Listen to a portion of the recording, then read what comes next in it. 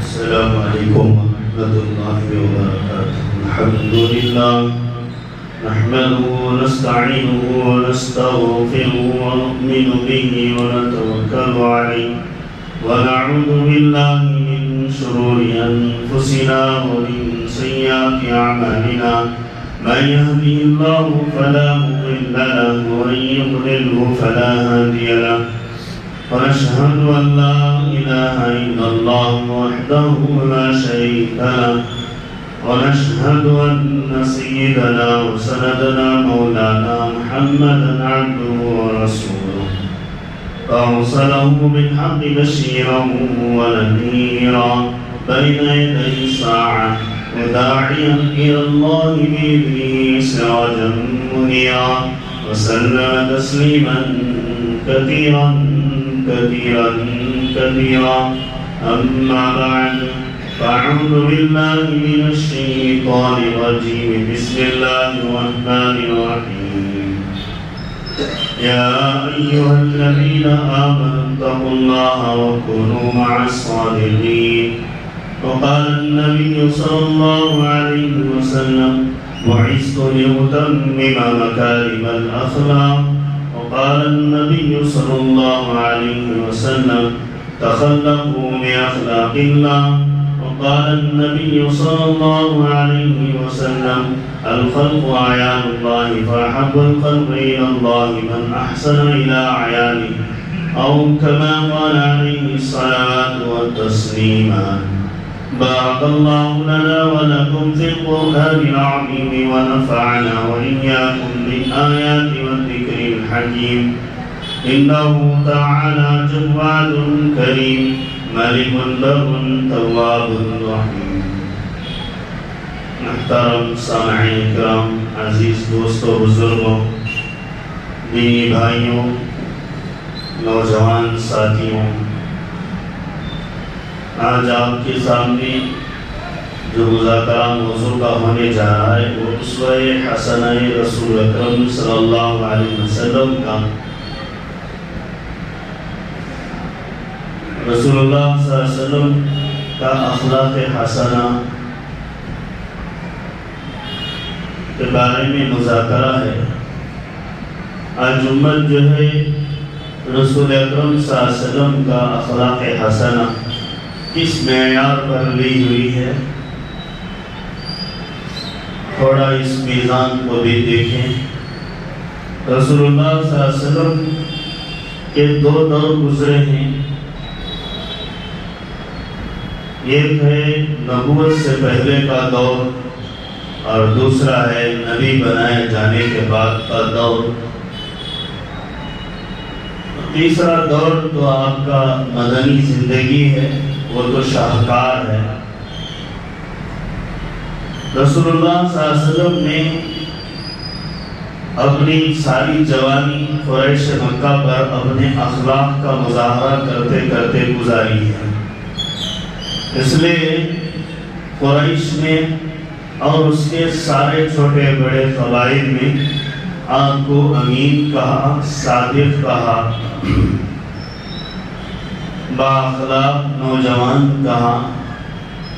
خود آپ کے نکاح پڑھانے والے آپ کے چچا ابو طالب نے کہا کہ محمد صلی اللہ علیہ وسلم ایک نوجوان ہے، وہ باسیرت ہے، با اخلاق ہے، با کردار ہے، حسن و سلوک کے معاملے میں اعلیٰ و افضل ہے. بس یہ فرق ہے کہ اس کے پاس مانگ نہیں ہے. یہ خوب رو نوجوان ہے، یہ خوبصورت نوجوان ہے، شکل و شباہت بھی اعلیٰ ہے، سیرت و سلوک بھی اعلیٰ ہے. رسول اللہ صلی اللہ علیہ وسلم نے اپنے اخلاق کا مظاہرہ کیا. اللہ تبارک و تعالیٰ نے آپ کو خود با اخلاق بنایا. رسول اللہ صلی اللہ علیہ وسلم کے اخلاق عمدہ تھے، ہر لائن میں اور زندگی کے ہر شعبے میں آپ ہمارے لیے اسکیل ہیں، نمونہ ہیں. اللہ نے اسی کو بیان فرمایا، لَقَدْ كَانَ لَكُمْ فِي رَسُولِ اللَّهِ أُسْوَةٌ حَسَنَةٌ لمن كان يرجو الله واليوم الآخر. کہ محمد صلی اللہ علیہ وسلم کی زندگی ایک نمونہ، ایک اسکیل ہے، ایک پیمانہ ہے زندگی کا، جو آخرت کا خوف رکھتا ہے، اللہ اور اس کے رسول پر ایمان رکھتا ہے، آخرت پر ایمان رکھتا ہے، وہ محمد صلی اللہ علیہ وسلم کی زندگی کو اپنی زندگی میں لانے والا بن جائے.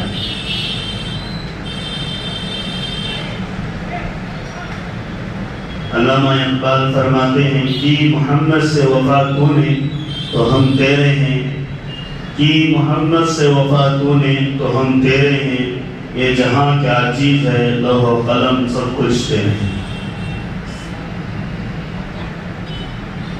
محمد سے محبت شرط اول ہے، اگر یہ نہیں تو ایمان نہیں ہے.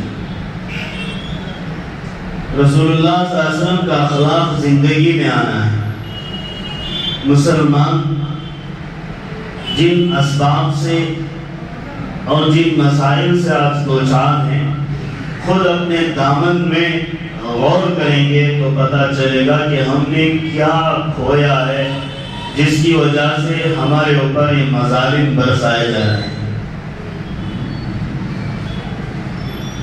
اور ہم نے سیرت کو زندگی میں لایا ہے، شباہت کو زندگی میں لایا ہے، صورت کو زندگی میں لایا ہے صلی اللہ علیہ وسلم.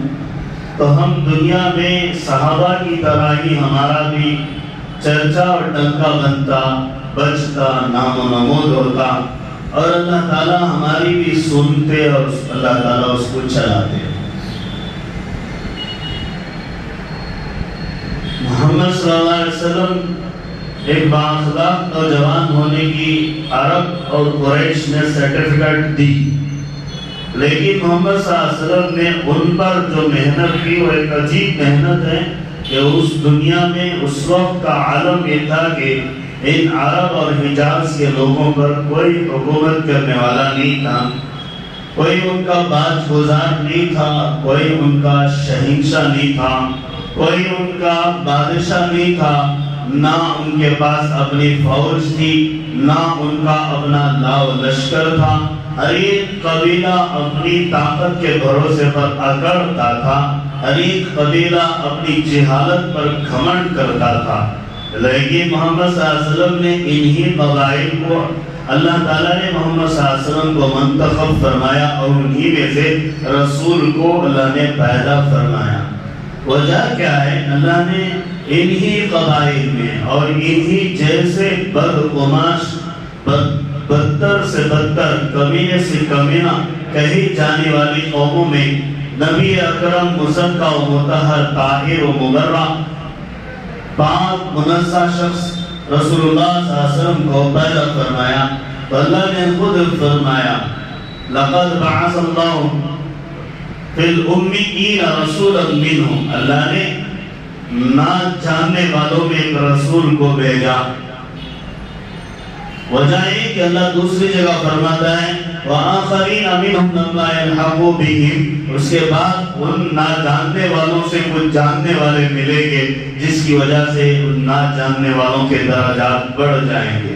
وہ نہ جاننے والے عرب تھے، قبائل تھے، اور ان میں علم کا نام و نشان نہیں تھا.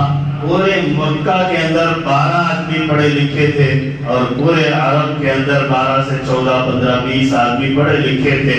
اس کے علاوہ کسی کا کچھ علم سے تعلق نہیں تھا، روابط و ضوابط، اخلاق و کردار سے کوئی تعلق نہیں تھا. رسول اللہ صلی اللہ علیہ وسلم نے ان پر انسان بننے کی محنت کی. انسان بننے کی محنت کیا ہے؟ عرب لوگ کیسے تھے جن پر اللہ کے نبی نے اتنی محنت کی کہ وہ انسان بنے. عرب لوگوں کے اندر یہ تھا کہ اپنے غلام کو کھڑا تھے اور یہ ڈبے میں تیر رکھتے، ترکش میں تیر رکھتے اور اس میں سے تیر نکالتے اور اپنے غلام کو نشانہ بناتے. وہ نشانہ صحیح لگتا اور اس تیر پر لکھا ہوا ہوتا کہ آج یہ کام کرنا ہے تو وہ کام کرتے، وہ غلام کی جان جاتی. اور کبھی اس تیر پر لکھا ہوا ہوتا کہ یہ کام نہیں کرنا ہے تو نہیں کرتے اور اس غلام کی جان خامخواہ چلی جاتی. دونوں صورتوں میں اسے جان دھونے پڑتے. پھر اتنا ہی نہیں بلکہ زندہ اونٹ چل رہا ہے تو اس کے گوشت کا جو حصہ انہیں پسند آتا، ران پسند آئی تو وہیں سے کاٹ لیا، کوہان پسند آیا تو وہیں سے کاٹ لیا، سر پسند آیا تو سر کاٹ لیا. اتنے جاہل تھے، بدخماش لوگ. اسی لیے اللہ نے فرمایا جاہلیت الاولی، ایک خطرناک زمانہ جاہلیت کا دور ہے. عجیب ان کی زندگی تھی کہ عورت کا ان کے ہاں کوئی احترام تھا. اس کے ماہواری کے ایام میں اسے گھر سے دور رکھتے اور اس کے ہاتھ سے نہ کھاتے نہ پیتے نہ اسے اپنے گھر میں بساتے. اور جتنے دن ناپاک رہے اتنے دن ان کے گھروں سے دور ہوتی. حضرت حمزہ خود بیان فرماتے ہیں، امام بخاری روایت کرتے ہیں کہ فرماتے ہیں کہ میری ایک لڑکی میرے اسلام لانے کے بعد پیدا ہوئی. میں نے اللہ کے نبی کو کہا کہ لڑکی میری ہے. تو اللہ کے نبی نے کہا حمزہ تمہاری لڑکی نہیں ہے، اس لیے کہ تم ہی نہیں بلکہ تمہارے ساتھیوں نے بھی اس عورت پر سواری کی ہے.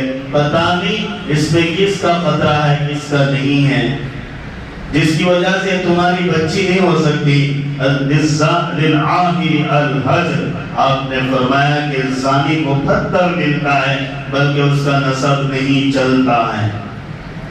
مطلب یہ کہنے کا ہے کہ عورت کا کوئی احترام نہیں ہوتا. 10 نوجوان سوار ہو جاتے، جس کی شباہت میں بچہ یا کوئی لڑکا یا لڑکی پیدا ہوتی اسے اپنا باپ اٹھا لیتا اور باقی نوجوان اولاد سے محروم، حالانکہ وہ نہ باپ ہوتا نہ ماں ہوتی بلکہ عورت کی عزت پامال ہوتی. اس زمانے جاہلیت کہا گیا، فرمایا کہ اس میں عجیب لوگ چمڑے اسے ایسے بھون کر کھا جاتے، زندہ جانوروں کا گوشت کھا جاتے، اور کعبۃ اللہ کا طواف بدن کے ننگے پن میں کرتے. اور یوں کہتے کہ کعبہ کا طواف ننگے بدن اس لیے کرتے ہیں کہ کپڑوں سے ہم نے گناہ کیا ہے، جسم ہمارے خاطی و عاصی نہیں ہے، ہمارے جسم گناہ گار نہیں ہے. یہ کہ کعبۃ اللہ کو اپنے گھر کے سامنے کے مین گیٹ سے نہیں جاتے تھے بلکہ پیچھے کے دروازے سے جاتے. پوچھنے پر کہے جاتے کہ اچھے کام پیچھے کے دروازے سے کیے جاتے ہیں، حالانکہ برے کام پیچھے کے دروازے سے کیے جاتے ہیں.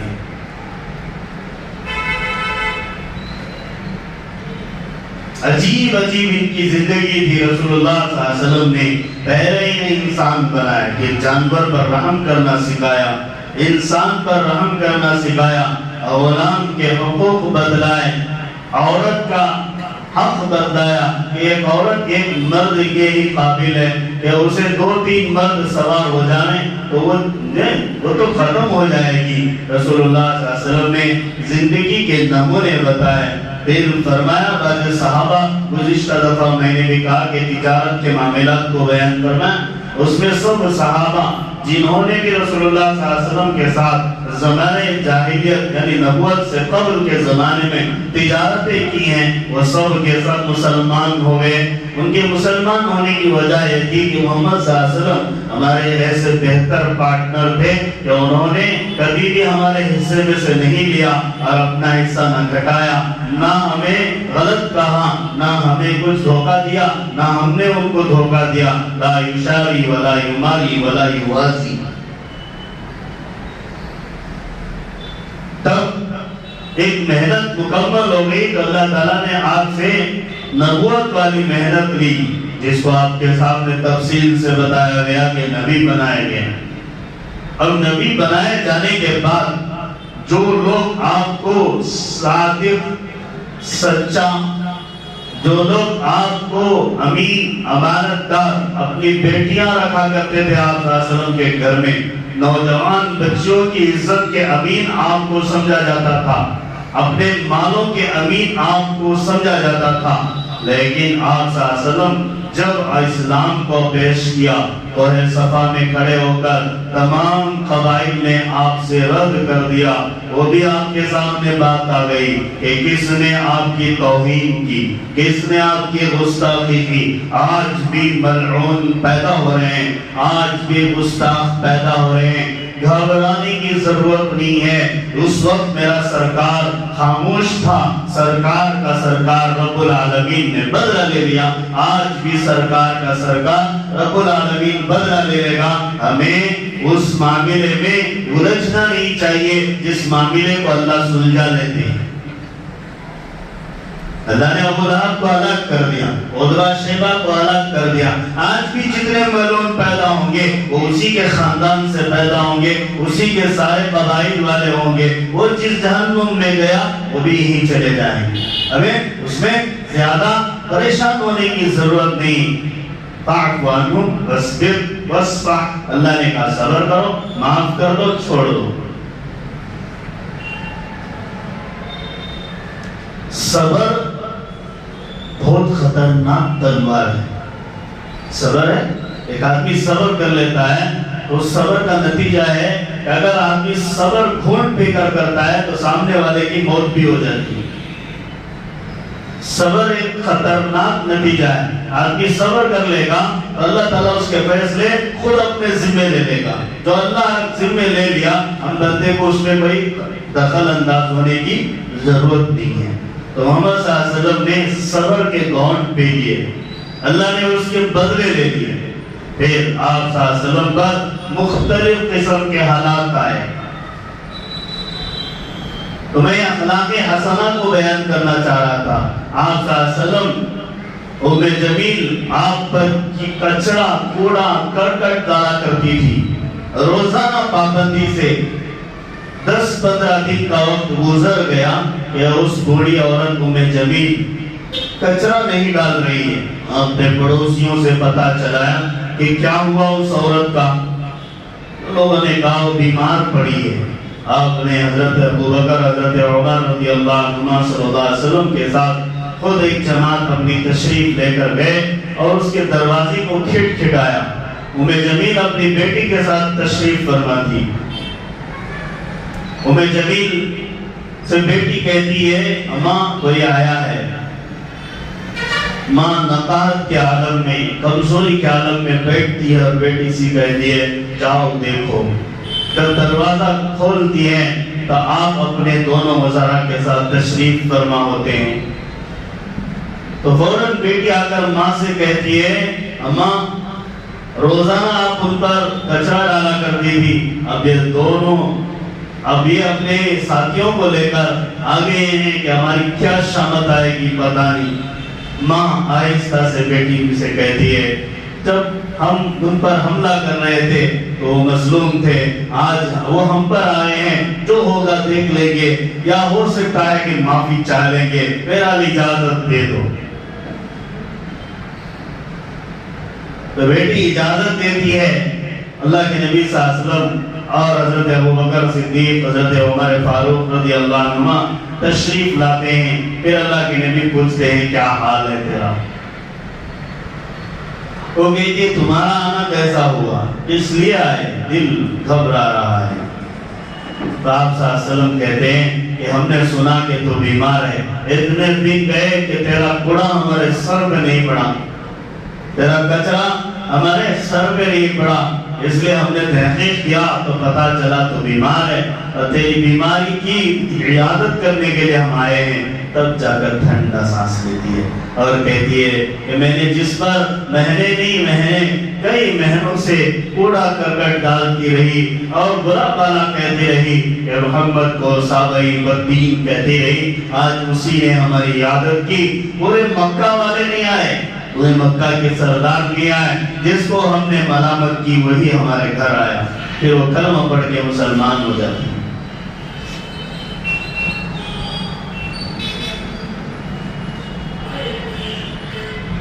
یہ اخلاق کیا ہے، اس کا مفہوم کیا ہے؟ اس کا مطلب یہ ہے کہ ہمیں حالات دنیا والے بہت کچھ دیتے ہیں، ہمیں سہنے کا سبق سکھایا گیا ہے۔ اور مد مقابل کو ٹکرانے کی بجائے اسے ہمدردی کا سبب دیا گیا ہے۔ حضرت اما عائشہ رضی اللہ عنہ اپنے گھر میں تشریف فرما ہوتی ہیں، مدینے کے بدنام زمانہ مشہور ایک آدمی ہوتے ہیں، وہ مسجد نبوی کا رخ کرتے ہوئے آتے ہیں، اللہ کے نبی صلی اللہ علیہ وسلم بھانپ لیتے ہیں کہ یہ ہمارے گھر ہی آ رہے ہیں۔ حضرت عائشہ رضی اللہ عنہ سے فرماتے ہیں بِئْسَ أَخُو الْعَشِيرَةِ، یہ جو آدمی آ رہا ہے پورے مدینے میں بدتر آدمی ہے۔ خود فرماتے ہیں جب آتے ہیں تو بٹھاتے ہیں، بات کرتے ہیں، ان کا اکرام کرتے ہیں، پھر وہ جب جاتے ہیں تو حضرت عائشہ رضی اللہ عنہ پوچھتی ہیں کہ اللہ کے نبی آپ نے کہا، اور یہ بات تو معروف بھی ہے کہ مدینے کا بااخلاق آدمی نہیں، بدنام آدمی ہے، جس کے ساتھ آپ نے اتنا اچھا برتاؤ کیا۔ رسول اللہ صلی اللہ علیہ وسلم فرماتے ہیں عائشہ اب یہ میرے پاس سے جا رہا ہے، لوگ اسے بہتر آدمی مانیں گے۔ کیا فرمایا؟ ابھی میرے پاس سے جا رہا ہے، اسے لوگ کہیں گے یہ بِنِعْمَ أَخُو الْعَشِيرَةِ، یہ قبیلے کا بہترین آدمی ہے، مدینے کا بہترین آدمی ہے، جس کے ہاتھ محمد صلی اللہ علیہ وسلم کے ہاتھ سے مل گئے، جس کا چہرہ محمد صلی اللہ علیہ وسلم کی مسکراہٹ سے مل گیا، جس کے کان محمد صلی اللہ علیہ وسلم کی گفتگو کو سن لیا، جس کا دل محمد صلی اللہ علیہ وسلم کی بات کو تسلیم کر لیا، اس سے بہتر آدمی کون ہو سکتا ہے؟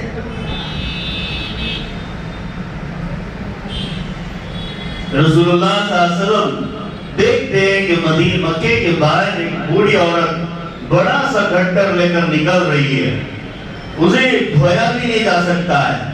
اسے پوچھتے ہیں کہ اماں کہاں جانا ہے؟ کہتے ہیں کہ محمد نام کا ایک آدمی آیا ہے جو ہمارے بتوں کو برا بھلا کہتا ہے، بتوں کو برا بھلا کہتا ہے، معبودان باطل کو بھی گالی دینا نہیں چاہیے۔ اللہ قرآن میں منع فرمایا وَلَا تَسُبُّوا الَّذِينَ يَدْعُونَ مِن دُونِ اللَّهِ فَيَسُبُّوا اللَّهَ عَدْوًا بِغَيْرِ عِلْمٍ، تم معبودان باطل کو گالیاں دو گے یا ان کے اوپر تانے کسو گے تو وہ اللہ کو بغیر علم کے تانے دیں گے، تو تانے دلوانے کا سبب خود مسلمان ہو گئے۔ اللہ نے منع فرمایا۔ تو وہ معبودان کو برا بھلا کہتا ہے، جس کی وجہ سے میں نکل پڑی کہ اس سے میرا سامنا نہ پڑ جائے، اور اسے ہی گفتگو ہو رہی ہے، اس کی منزل مقصود آ گئی، اس کا سامان اتار دیا۔ اس سے پوچھا اماں اجازت؟ تو اس اماں نے کہا بیٹا تمہارا نام کیا ہے؟ جس کی برائی کر رہی تھی وہی بندہ سامان اٹھایا ہے، جس کا ہجو بیان کر رہی تھی اسی کا بوجھ لاد کر آئے ہیں، اور اس کے نام پوچھنے پر کہتے ہیں میں ہی وہ محمد ہوں۔ تو کہتی ہیں جس کا اتنا بااخلاق ہو، آدمی با کردار ہو، تو بہت اچھے آدمی ہو، محمد رسول اللہ لا الہ الا اللہ، کلمہ پڑھ دیں۔ مسلمان کا کردار کیا ہے؟ شیوا کیا ہے مسلمان کا؟ آج اس کردار پر مسلمان ہے یا نہیں؟ اپنے آپ کو ٹٹولیں۔ ہم تو اپنے ساری انگلیاں اوروں کی طرف اشارے میں لگا دیتے ہیں، لیکن اپنی انگلی جو اپنی طرف اشارہ ہے اسے بھول جاتے ہیں۔ پڑی جب اپنی برائی پہ نظر کسی کی نظر میں کوئی برا نہ رہا، کسی کی نظر میں کوئی برا نہ رہا۔ اگر ہم یہ سوچیں کہ میرے اندر یہ غلطی ہے، میں اصلاح کر لوں، تو بتائیے دوسرے کی ہمیں غلطی ڈھونڈنے کی قطعاً ضرورت نہیں پڑتی ہے۔ آج ہم یہ مسلمانوں کا کردار یہ ہے کہ ہم تو غیبت کے چرچے بیٹھا رکھے ہیں، ہم تو سیاسیات کی مجلسیں بٹھا رکھے ہیں، ہم تو آپس میں ایک دوسرے پر تانے کسنے کی مجلسیں بٹھا رکھے ہیں، جس پر اللہ اور اس کے رسول اور فرشتوں کی اور برے انسانوں کی لعنت ہوتی ہے۔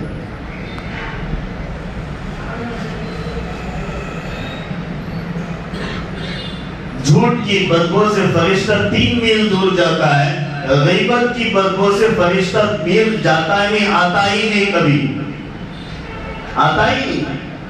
تو کہاں سے ہمارے پاس خیر و عافیت ہوگی؟ امن و سکون ہمارے میں کہاں ہوگا؟ رسول اللہ صلی اللہ علیہ وسلم نے اس نے آپ کی برائی بیان کی، آپ اسے سنے اور اسے معاف کیا، اس نے اسلام قبول کر لیا۔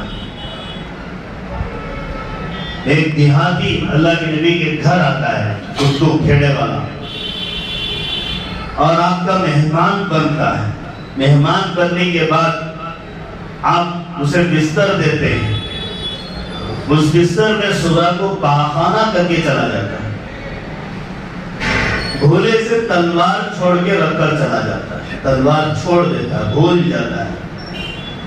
رسول اللہ صلی اللہ علیہ وسلم اس کے بستر کو اٹھاتے ہیں، پانی سے صاف کرتے ہیں، اسے یاد آتا ہے کہ میری تلوار بھول گیا، تو پھر وہ واپس لوٹتا ہے، لوٹ کر دیکھتا ہے کہ آپ اس کا گندا بستر صاف کر رہے ہیں، پھر اسے ڈر بھی ہوتا ہے کہ ان کے قبضے میں میری تلوار ہے، پھر اس کو بلاتے ہیں، لو یہ تمہاری تلوار ہے۔ وہ کہتا ہے جس بندے کے اندر اتنا اخلاق ہو، جس کی ہم برائی چاہیں وہ ہماری بھلائی چاہ رہا ہے، مسلمان ہو جاتا ہے۔ ایک آدمی دیہات کا رہنے والا آتا ہے اور محمد صلی اللہ علیہ وسلم اپنے صحابہ کے ساتھ بیٹھتے ہیں، گھل مل کر بیٹھتے تھے اللہ کے نبی صلی اللہ علیہ وسلم، کہ کوئی آپ امتیازی شان نہیں دکھاتے تھے۔ امتیازی شان کا مطلب کہ آپ بیٹھتے تو یہ الگ آدمی ہیں جو سب سے بڑے ہیں، باقی سب ان کے غلام نوکر ہیں، اس طرح نہیں تھا آپ کا مزاج۔ آپ صحابہ کے ساتھ برابر سرابر بیٹھتے۔ ہاں فرق یہ تھا کہ آپ مسجد کے پہلے مصلی کی طرف متوجہ رہتے اور تمام صحابہ آپ کی طرف متوجہ ہوتے، اتنا ہی فرق سے آپ کو سمجھا جاتا تھا۔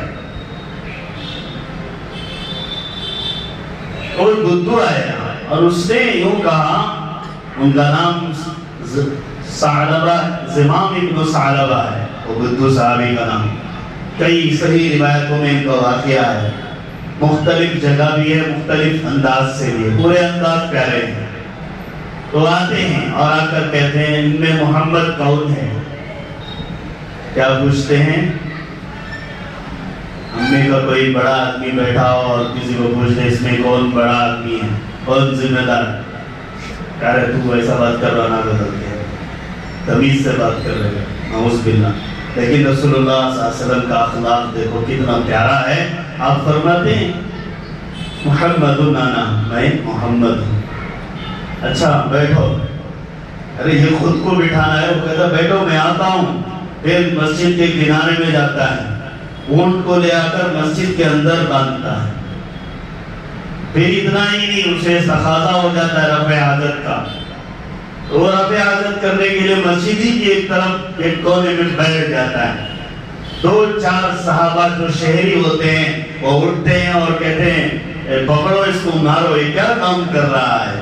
تو اللہ کے نبی اس کے جواب میں کہتے ہیں دعوہ ولا تسرموا، مارو مت، ڈانٹو مت، چھوڑ دو۔ پھر اللہ کے نبی صلی اللہ علیہ وسلم اس کے آنے کے بعد کہتے ہیں کہ مسجد جو ہے تعظیم کی جگہ ہے، تکریم کی جگہ ہے، یہاں گندے اور نالائق کام نہیں کیا کرتے، غیر ضروری کاموں سے مسجد کو محفوظ رکھا جاتا ہے۔ تربیت کے الفاظ کہتے ہیں۔ وہ سننے کے بعد کہتا ہے میں نے ایسا مشرق کبھی بھی نہیں دیکھا۔ پھر یہ ہوا کہ اللہ کے نبی ایک بالٹی میں پانی منگاتے ہیں، پھر اس زمین کو صاف کر کے وہاں پانی ڈالتے ہیں، چھڑکنے کے بعد دوسری مٹی لا کر وہاں اسے دبا دیتے ہیں، پھر اس کے اونٹ کو باہر کھڑوا دیتے ہیں، پھر وہ جانے کا مطالبہ کرتا ہے، اس کے پاس کپڑے نہیں ہوتے ڈھنگ کے، تو اللہ کے نبی اپنا ایک لباس دیتے ہیں۔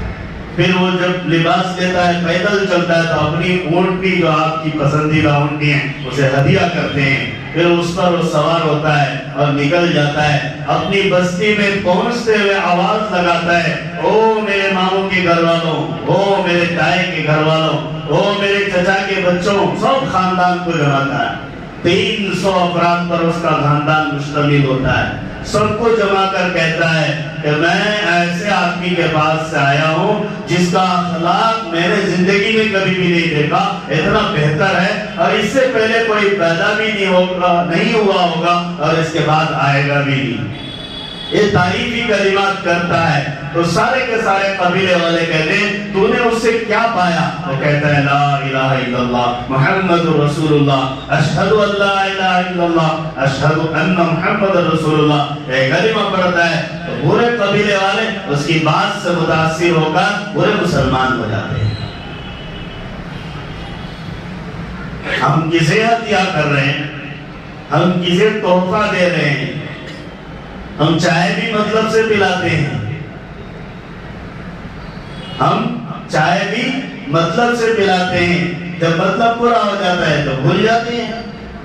ہم کسی کو نہ ہدیہ کر رہے ہیں، نہ تحفہ دے رہے ہیں، نہ تقاضے پر مسکین یا مجبور یا غیر مسلم ہی کی ایمان والے کی ہی مدد دے ہو رہی تو غیر مسلم پر ہم کیسے اسلام کو پیش کر سکتے ہیں؟ ہم نے اسلام کو پیش کرنا نہیں سیکھا ہے۔ اخلاق سے رسول اللہ صلی اللہ علیہ وسلم نے یہ اعلیٰ اخلاق بتایا جس کی وجہ سے مسلمان جو ہے بڑھے اور مسلمانوں کو اللہ تعالیٰ نے ترقیاں دی۔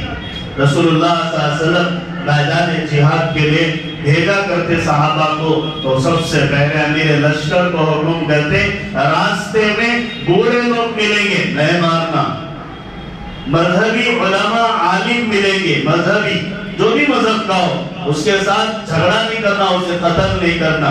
پھر فرماتے لوگوں کی چراگاہیں ہوں گی، یعنی لوگ اپنے اپنے جانوروں کو کھلانے کے لیے پلانے کے لیے میدان رکھتے تھے، اس میدان میں اپنے جانوروں کو نہیں چھوڑنا، جو آزاد میدان ہوتے وہاں چھوڑنا۔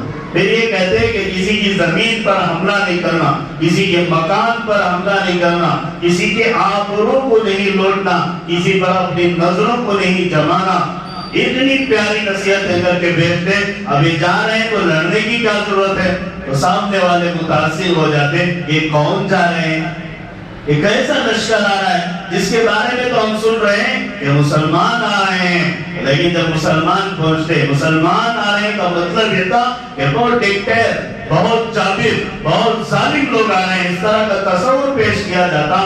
لیکن جب صحابہ کی جماعتیں وہاں پہنچتی، نبی کا اخلاق لے کر پہنچتی اور سارے راستے کے راستے، قریے کے قریے، بستیوں کی بستیاں مسلمان ہو جاتے اور کوئی روکنے والا نہیں ہوتا، یہاں تک کہ ان کے بادشاہ اگر مقدر میں ہوتا تو مسلمان ہوتے، مقدر میں نہ ہوتا تو بستیاں چھوڑ کر اپنا ملک چھوڑ کر بھاگ جاتے، اپنا ملک چھوڑ کر کیا کرتے؟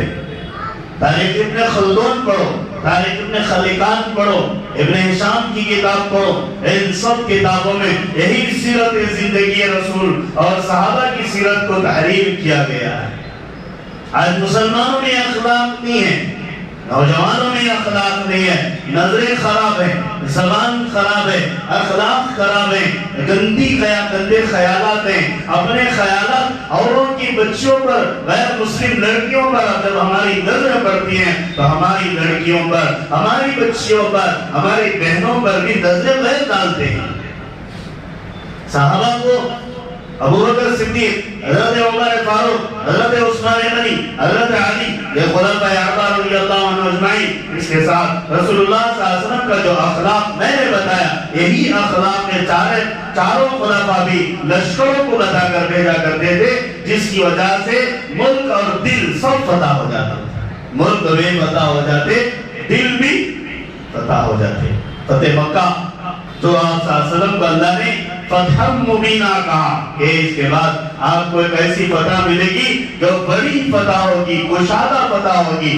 آپ 10,000 صحابہ کا لشکر لے کر فتح مکہ پر آئے، فتح مکہ میں مزاحمت نہیں ہوئی، جب مکہ کو جیت لیا گیا، جیتنے کے بعد عثمان ابن مظعون، عثمان ابن ابی طلحہ کو بلایا گیا اور ان کے ہاتھ میں چابی تھی۔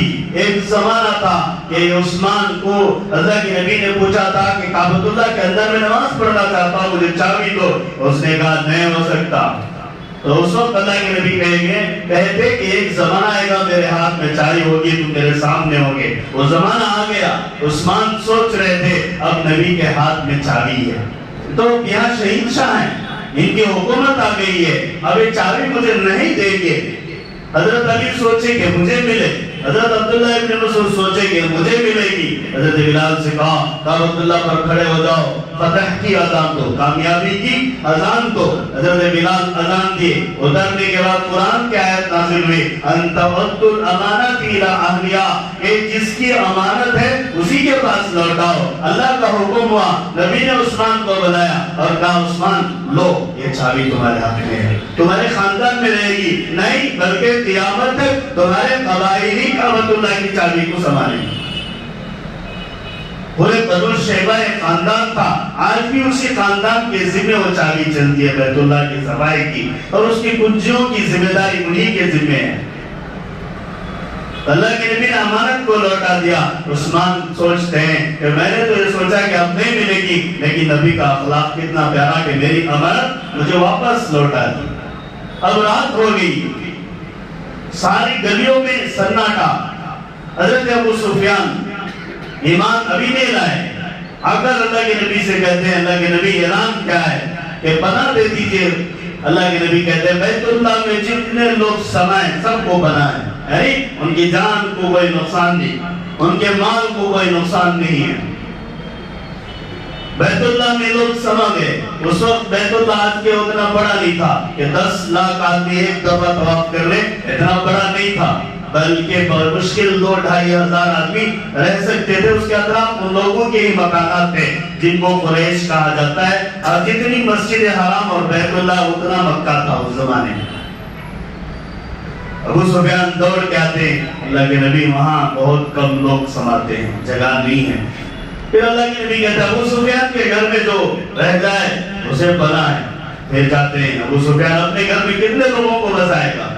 پھر واپس آتا ہے، اور واپس آنے کے بعد ابو سفیان کہتے ہیں اللہ کے نبی اور لوگ باقی ہیں۔ اللہ کے نبی اعلان کرتے ہیں جو اپنے گھروں میں رہ جائے ہمارے سے مقابلہ اور مزاحمت نہ کرے، ہم اسے امان دیتے ہیں۔ اعلان کر دیا، سب لوگ اپنے اپنے گھروں میں رہ گئے۔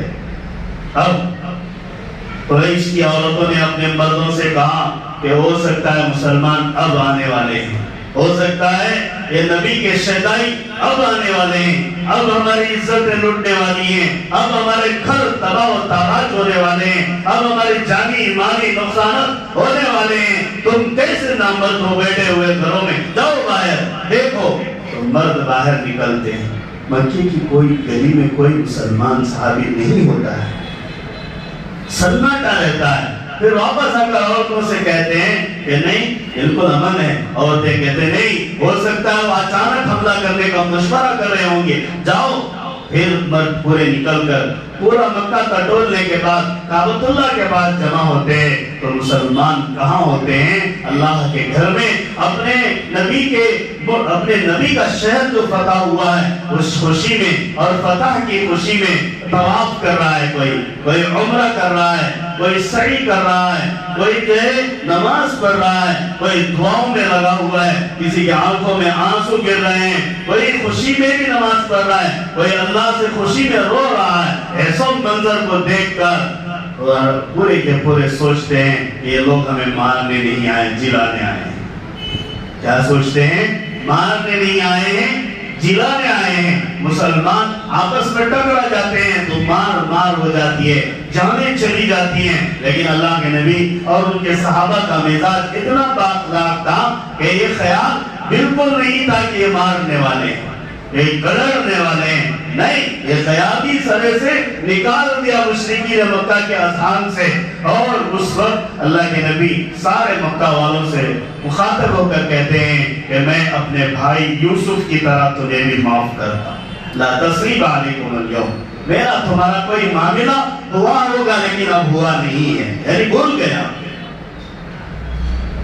یغفر اللہ لنا ولکم، اللہ تمہیں اور ہمیں معاف کرے۔ فہو ارحم الراحمین، میں کیا رحم کروں، میرا رب میرے سے زیادہ رحم کرنے والا ہے۔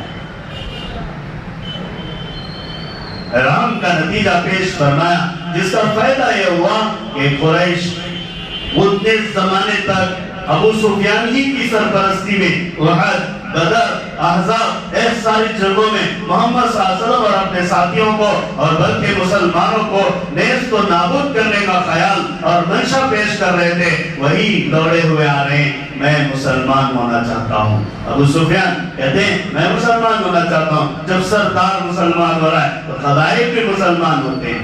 سارے مسلمان ہونے کے بعد وہ ہندہ بھی آتی ہے جس نے آپ کے چچا کے کلیجے کو، دل کو، گردے کو ہار بنا کر پہنا تھا، وہ بھی آ کر کہتی ہے میں مسلمان ہونا چاہتا ہوں۔ میرا اور آپ کا نبی محمد رسول اللہ صلی اللہ علیہ وسلم اپنے اخلاق کو پیش کرتا ہے اور کہتا ہے نا تم مسلمان ہو، اللہ نے تمہیں ایمان دیا ہے، میں روک نہیں سکتا، بس میرے چچا یاد آتے ہیں، میرے سامنے حاضری نہ دے۔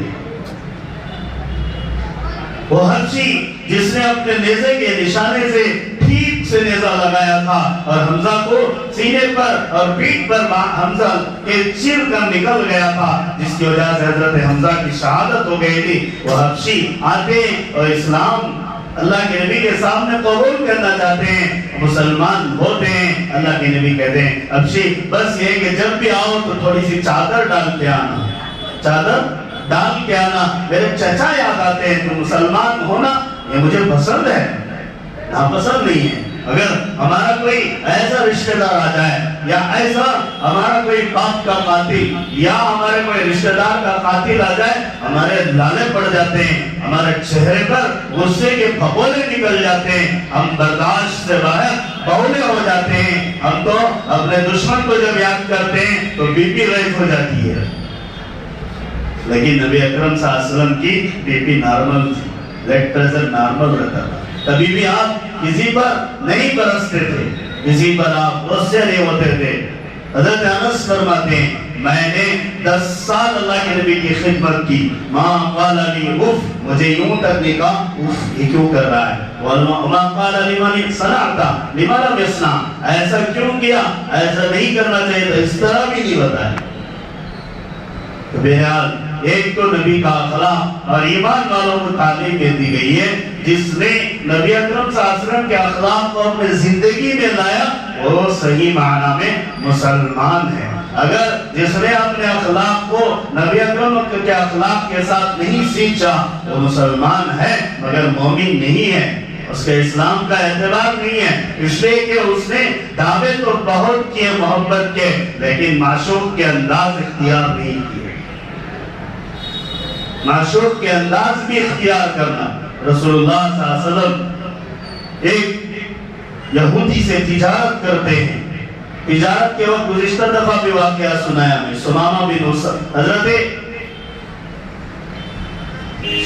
نام بھول گیا تو ان کا سمامہ ہی نام ہے، تو ان سے تجارت کی، یہودی کی تجارت ہوئی، انہوں نے یہودی نے اگلے آدمی کو بیچ دیا، تو انہوں نے اس وقت کہا اللہ کے نبی میں گواہی دیتا ہوں اس لیے کہ آپ نے قرآن ہمیں پیش کیا، جنت آپ نے کیسی اس کی کیفیت بتائی، جہنم کیا ہے اسے بتایا، قبر حشر بتایا، سب باتوں کو ہم نے بن دیکھے مان لیا، اب آپ کی اس عمل کو بھی مان لیتے ہیں۔ مسلمانوں ہمارے پاس نبی اکرم صلی اللہ علیہ وسلم نہیں ہے، ہمارے پاس آپ کی سیرت موجود ہے، آپ کے اخلاق و کردار موجود ہیں، آپ کی سیرت و کردار پر لکھی ہوئی ہزاروں کتابیں مسلم غیر مسلم لوگوں نے لکھی ہیں، اور علماء نے اسے اچھی صراحت سے لکھا ہے، اسے پڑھیں اور پڑھنے کے بعد اپنے اندر اسے کاپی کریں، اپنے اندر اسے لائیں، اور لانے کے بعد آپ کا مسکرانا اجر عظیم ہوگا، آپ کا بولنا اجر عظیم ہوگا، آپ کا ہر عمل سنت رسول سیرت رسول پر آ جائے تو دنیا کیا آواز کرے گی، بلکہ دنیا ہمیں دیکھ کر ہماری جیسی بن جائے گی۔ اللہ تعالیٰ عمل کی توفیق عطا فرمائے۔